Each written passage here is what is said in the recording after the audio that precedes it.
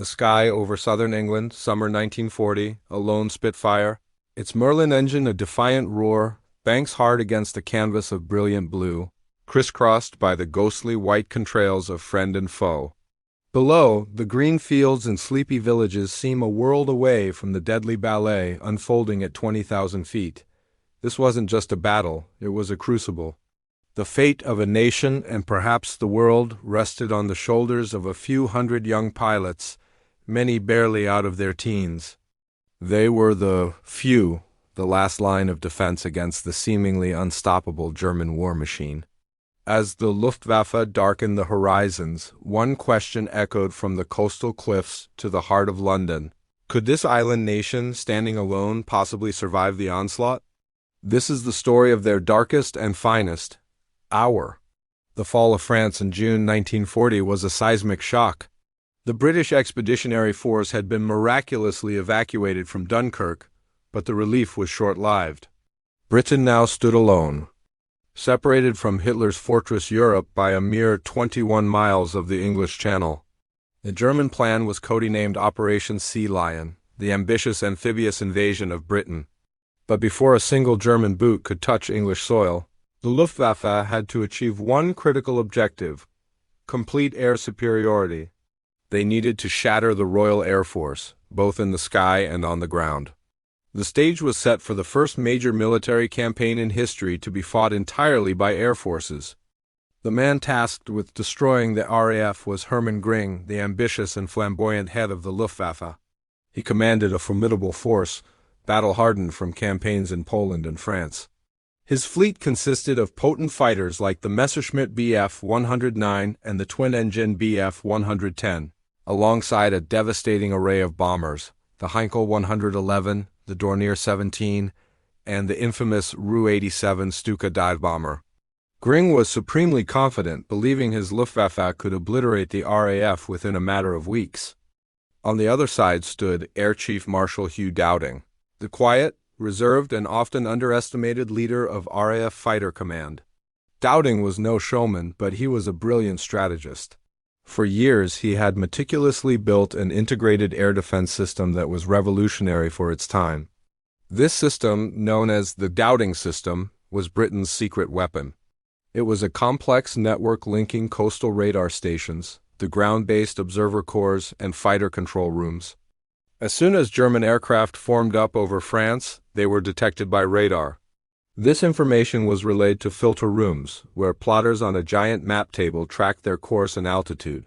From there, the information was passed to sector stations, where controllers could scramble the precise number of fighters needed to intercept the enemy at the right time and place. This system allowed the RAF to conserve its precious fighters and pilots, avoiding wasteful standing patrols. Instead of fighting blind, they met the enemy with calculated precision.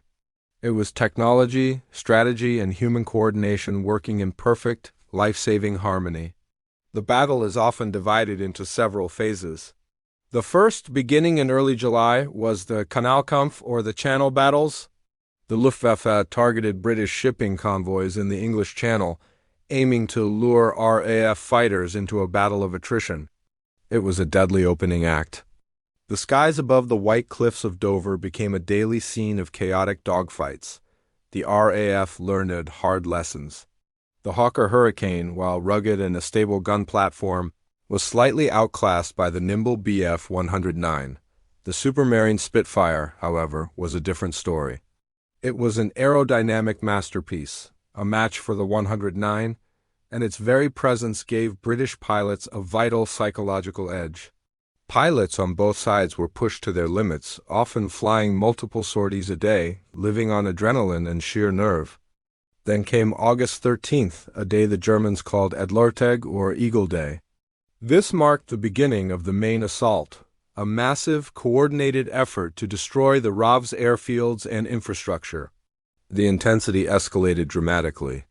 Waves of German bombers, escorted by swarms of fighters, pounded sector stations in southern England.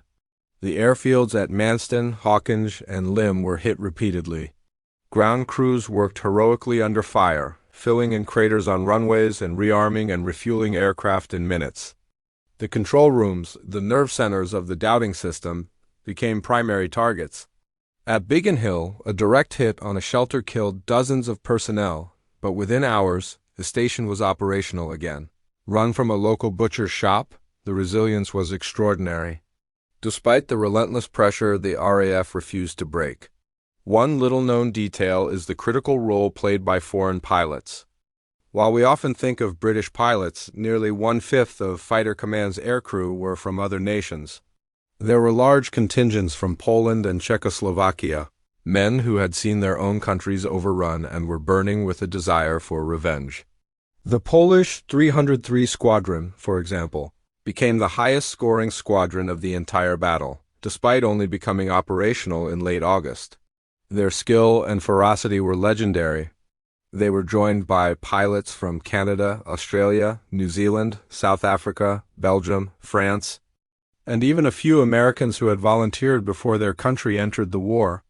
This was truly a multinational defense of freedom. By early September, the situation was critical.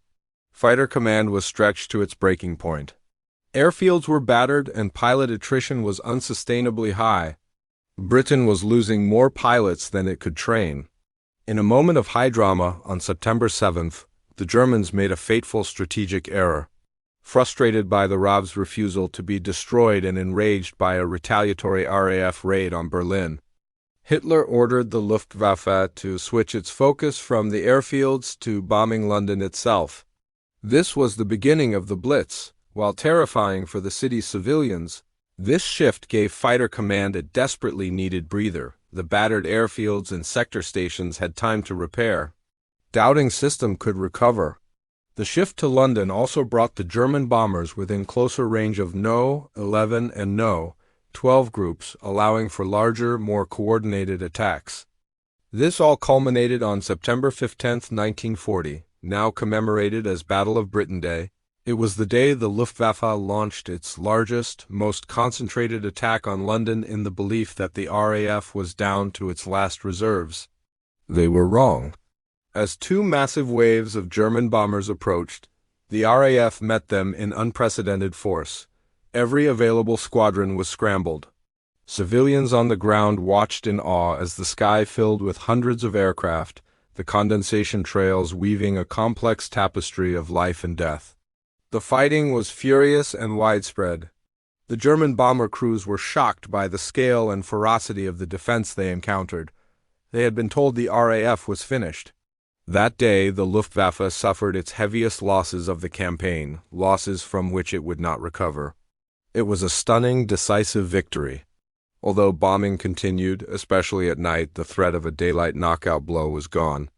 September 15th proved to Göring and Hitler that air superiority was unattainable.